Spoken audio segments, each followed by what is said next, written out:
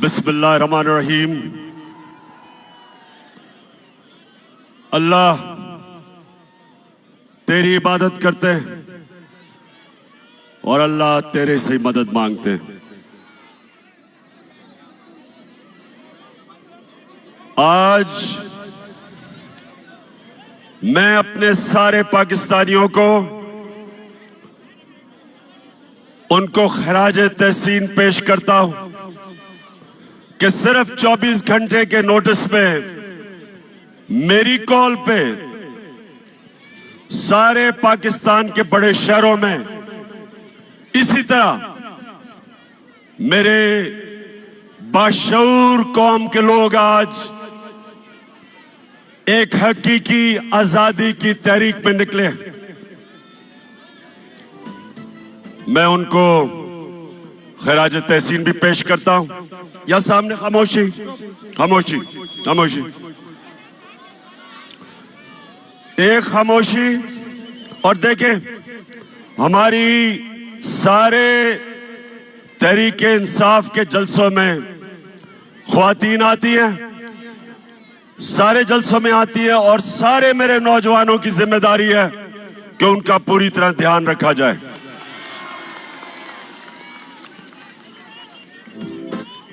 अब खामोशी से आपने आज मेरी बात सुननी है।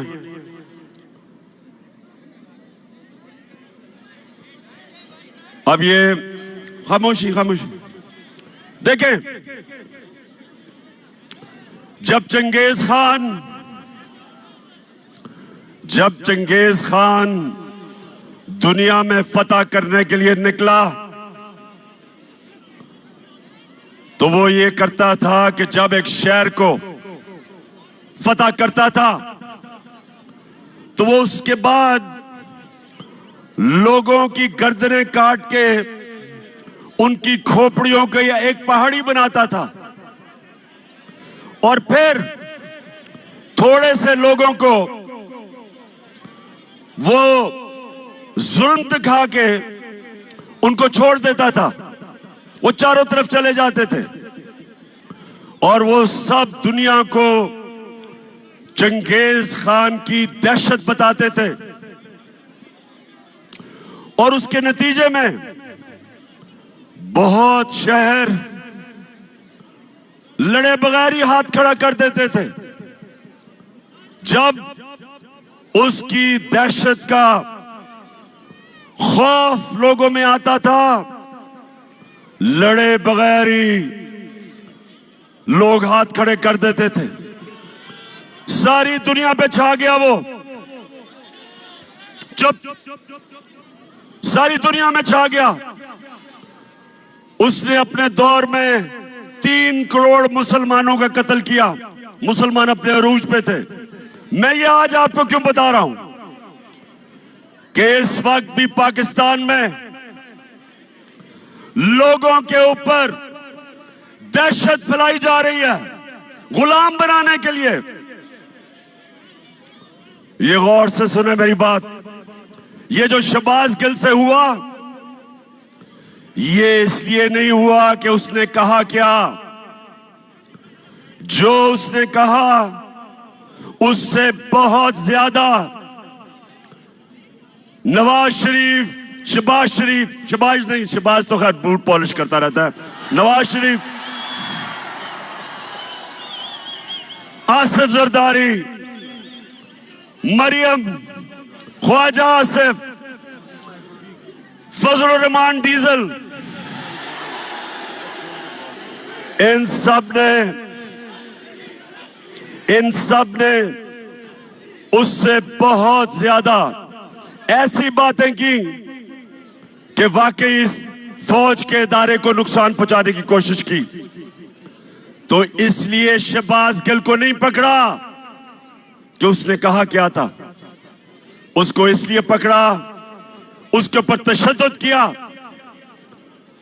कोई भी पाकिस्तान के आईन और कानून के मुताबिक नहीं चले। उन्होंने ये बताने की कोशिश की कि हम पाकिस्तान के कानून से ऊपर हैं, हम जो चाहे कर सकते हैं। डराने की कोशिश की कि सब देख के डरे कि अगर शहबाज गिल को इस तरह तशद्दुद करके उसको ज़हनी तौर पे अगर उसको तोड़ सकते हैं तो वो किसी से भी ये कर सकते हैं। तो मेरे पाकिस्तानियों, ये आपके लिए एक फैसला कुल वक्त है। मैंने आज आपको दो वजह से यहां बुलाया। एक कि जो शहबाज गिल से इन्होंने किया और कर रहे हैं, और दूसरा अवाम की आजाद आवाजों को बंद करने के लिए जो इन्होंने सबसे मकबूल चैनल ARY उसको बंद किया। इसलिए नहीं बंद किया, इसलिए बंद नहीं किया कि ARY ने कोई गलती की। उसको भी इसलिए बंद किया कि वो सच दिखा रहा था। वो हमारा मौकिफ, मेरा मौकिफ,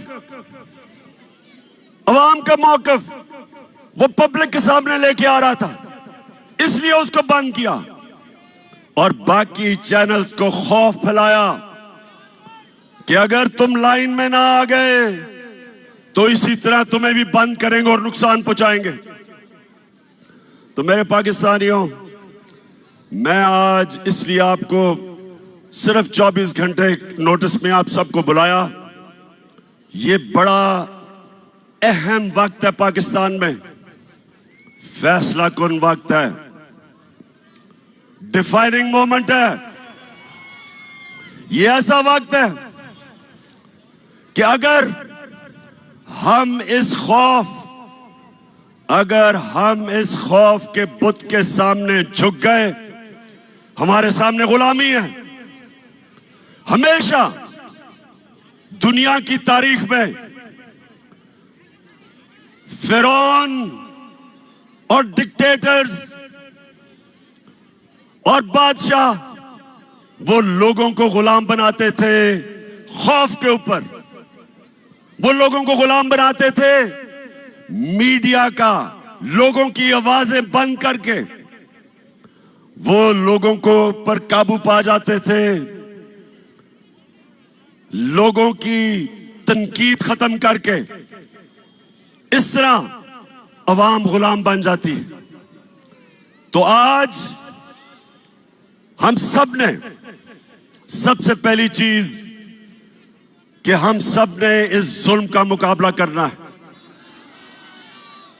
और पहली दफा अपनी 26 साल की सियासत में मैं पहली दफा एक जिंदा कौम देख रहा हूं पाकिस्तानियों को। पहली दफा एक सोई हुई कौम जाग रही है। इलामा इकबाल सोए हुए मुसलमानों को, गुलाम मुसलमानों को मुसलसल कई सालों से अपनी शायरी से जगाने की कोशिश की, मुसलमानों की गैरत को जगाने की कोशिश की। उन्होंने मुसलमानों की खुददारी को जगाने की कोशिश की। आज भी वही दौर है। हम अंग्रेज से तो आजाद हो गए, लेकिन जो आज इन चोरों को ऊपर बिठाया एक बैरूनी साजिश के तहत, और उसके बाद इनको हमारे ऊपर मुसल्लत कर रहे हैं खौफ फैला के। 25 मई कभी ये कौम भूलेगी नहीं। पुरअमन एहतजाज था। यहां डी चौक की तरफ लोग, फैमिलीज, बच्चे एक पुरअमन एहतजाज कर रहे थे,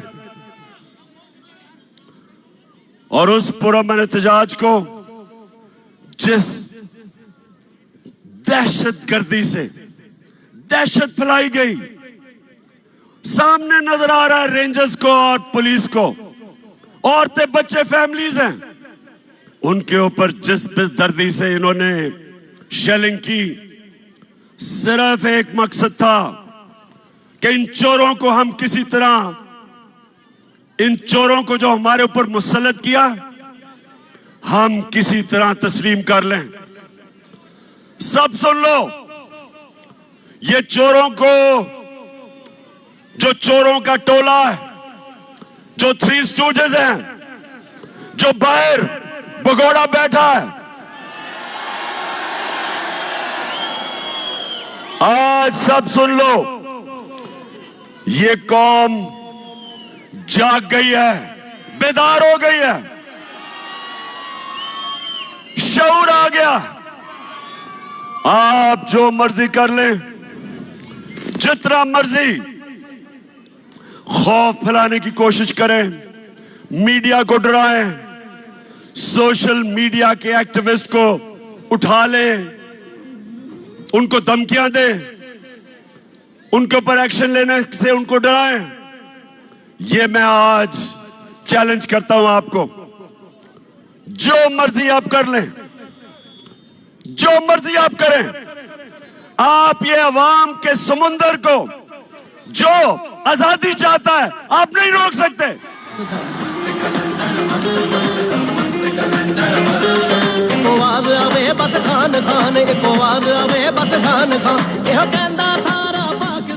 शहबाज गिल को, शहबाज गिल ने जिस तरह उसको उठाया, 2 दिन जो तशद्दुद किया, और फिर एक आदमी को इस तरह उन्होंने रखा जिस तरह पता नहीं कितना बड़ा मुल्क का को गद्दार पकड़ा है। शर्म करो। आईजी इस्लामाबाद, आईजी तुम और डीआईजी, तुम्हें तो हमने नहीं छोड़ना, तुम्हारे ऊपर केस करना हमने।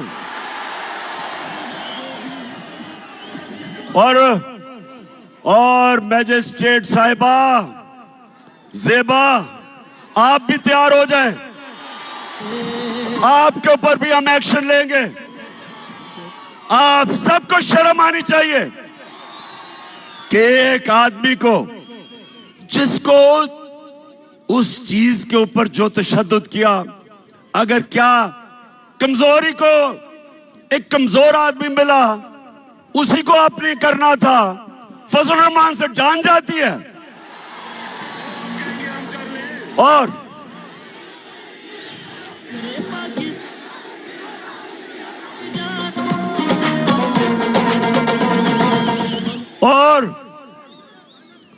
लाइफ सपोर्ट मशीन वाला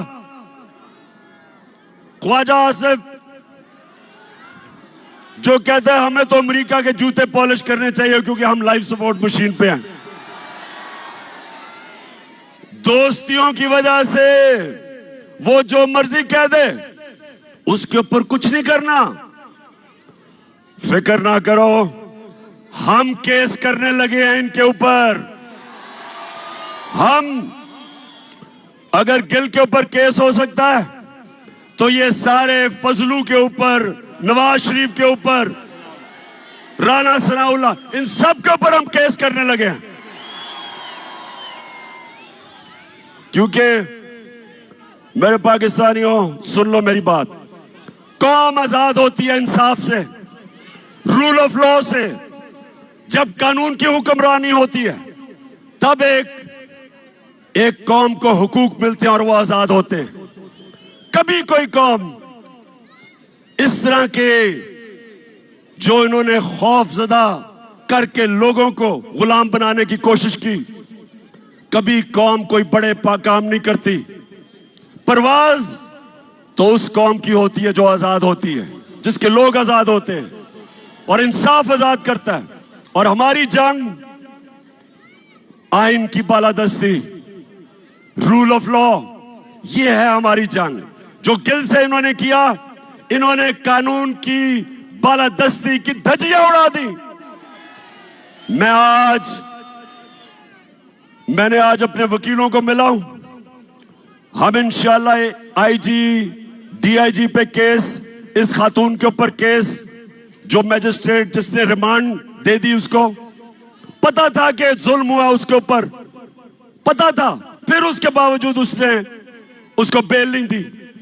और उसके अलावा हम सुप्रीम कोर्ट में जा रहे हैं और मैं बड़े अदब से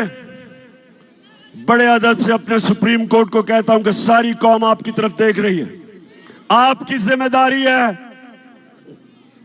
रूल ऑफ लॉ को अपहोल्ड करना, आइन और कानून की हुक्मरानी आपका काम है इंप्लीमेंट करना। ये जो हुआ है ये सारा, ये सिर्फ और सिर्फ ताकतवर ने दिखाया कि वो कानून से ऊपर है। और मैंने जब इस्लामाबाद पुलिस से पूछा, मैंने कहा बताओ ये तुमने क्या किया, आगे से जवाब देता जी हमने कुछ नहीं किया, हमें पीछे से बूट लगा था। इसके अलावा हमने जब सीसीपीओ लाहौर और डीआईजी पंजाब, इनके ऊपर 25 मई को जो इन्होंने जुल्म किया था, फैमिलीज के घरों में 3-3 बजे चले गए, औरतें बच्चे, उनको खौफजदा किया, तो जब हमने इनके ऊपर एक्शन लेना था, केसेस करने थे, तो हमारे वहां लोग डर गए, कहते जी वो उधर से टेलीफोन आ गया कि इनको ना हाथ लगाओ। तो मैं आज अपने न्यूट्रल से सवाल पूछना चाहता हूं।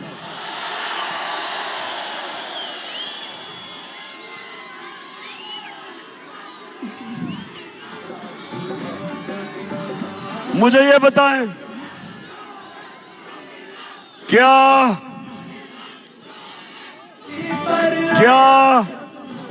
वाकई आप न्यूट्रल हैं?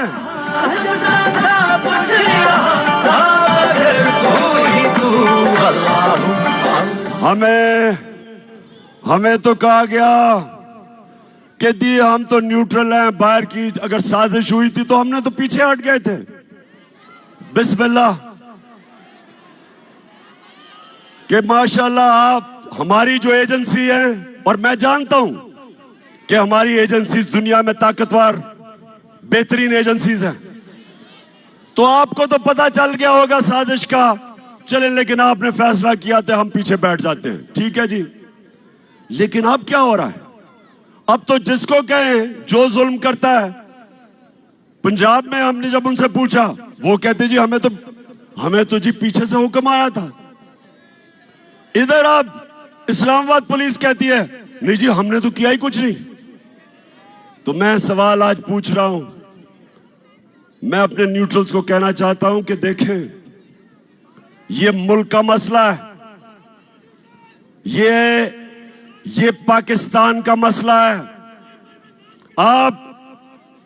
आपके लिए बड़ा जरूरी है कि अवाम के साथ खड़े हो, इंसाफ के साथ खड़े हो, पाकिस्तान के साथ खड़े हो, ये चोरों के साथ ना खड़े हो।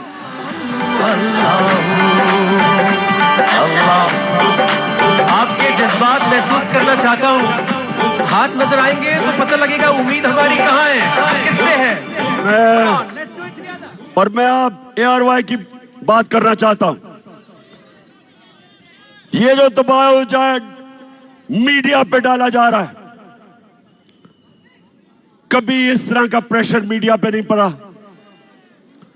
जब हम पावर से निकले, मीडिया का ब्लैकआउट हो गया। जो अगले दिन 10 अप्रैल को जो पब्लिक सड़कों पे निकली, मीडिया का सारा ब्लैकआउट था, कुछ भी नहीं था मीडिया पे। वो तो रात को सोशल मीडिया और सोशल मीडिया जिंदाबाद। नौजवान हमारे सोशल मीडिया के, मैं तो आपको खास सलाम पेश करता हूं। सोशल मीडिया पे आना शुरू हो गया कि अवाम सड़कों पे है, और फिर पहली चैनल जिसने अवाम दिखाई वो ARY था। उसके बाद ARY के ऊपर पूरा जोर, जो पाकिस्तान के एंकर जिनकी सबसे ज्यादा व्यूअरशिप थी, उन सारों के ऊपर जोर, उनको दबाओ, उनको खौफ ज़दा किया, उनके ऊपर केसेस बनाए, साबिर शाकिर मुल्क से बाहर। अब मैं समझता हूं कि पाकिस्तान का बेहतरीन एंकर, जिसको मैं सलूट करता हूं, अरशद शरीफ, वो मुल्क से बाहर। इमरान रियाज के ऊपर केसेस, उसको जेल में, और एयाज अमीर जैसा दानश्वर, उसको इन्होंने जलील करने की कोशिश की। समी इब्राहिम,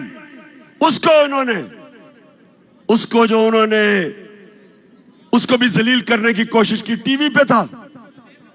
मैं ये सवाल पूछता हूं कि क्या इससे आप इन चोरों को हमारे ऊपर मुसल्लत करने में कामयाब हो जाएंगे? नहीं होंगे। और ARY को इन्होंने बंद किया। पिछले हफ्ते को